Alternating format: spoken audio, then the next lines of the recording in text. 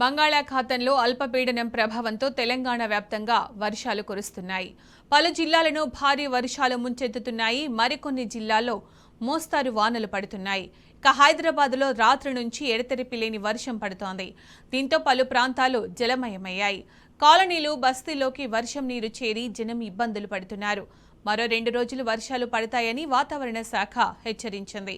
ప్రజలు అప్రమత్తంగా ఉండాలని సూచించింది.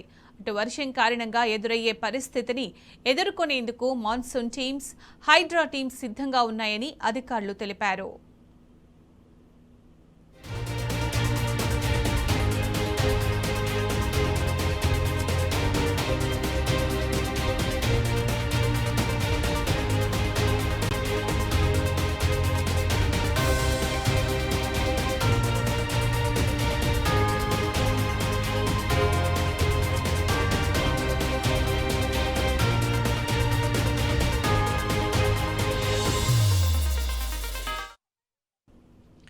బంగాళాఖాతంలో అల్పపీడనం ప్రభావంతో తెలంగాణ వ్యాప్తంగా వర్షాలు కురుస్తున్నాయి. పలు జిల్లాలను భారీ వర్షాలు ముంచెత్తుతున్నాయి.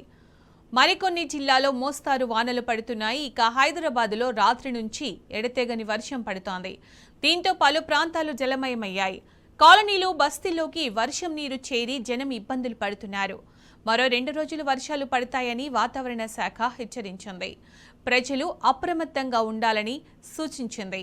అటు వర్షం కారణంగా ఎదురయ్యే పరిస్థితిని ఎదుర్కొనేందుకు మాన్సూన్ టీమ్స్, హైడ్రా టీమ్స్ సిద్ధంగా ఉన్నాయని అధికారులు తెలిపారు.